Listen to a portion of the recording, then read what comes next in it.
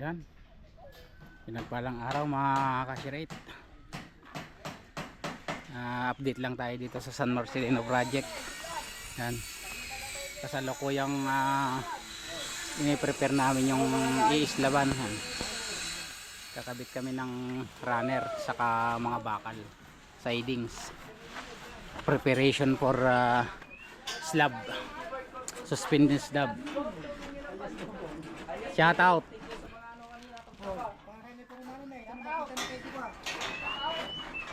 Yan yung bakal namin. Bali nasintadahan na rin namin yung kanya pader dito, yung building lines.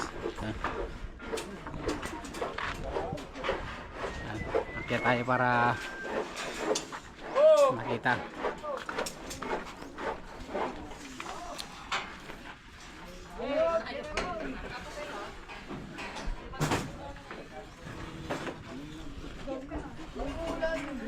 Yan. Iya. Ang ganda yung bakal namin.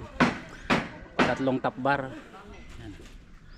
Tatlong top bar, tatlong bottom bar. At may 10mm dito. Tawag naman ito is torsion bar. Ito naman yung cut bar. Nasa L over 2 to.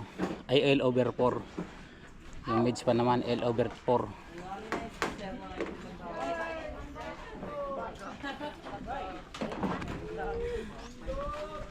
Yan yung update.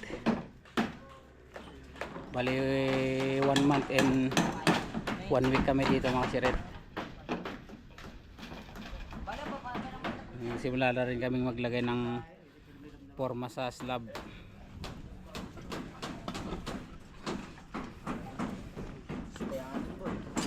Naglalagay sila ng runner. Ayan naman is naglalagay ng torsion bar na 10mm.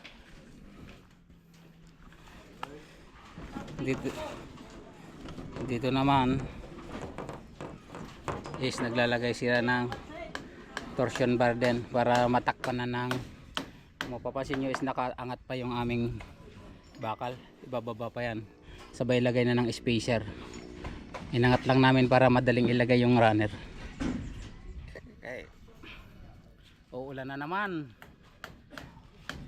Yan o mga kasama natin, mga alipin ng salapi. Shout out kay Dugo.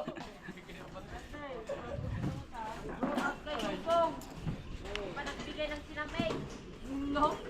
Shout out kay Dugo. Nagbigay ng sinam 8 yard. Sinam 8. Okay, yan lang yung update natin dito sa San Marcelino project. Peace out.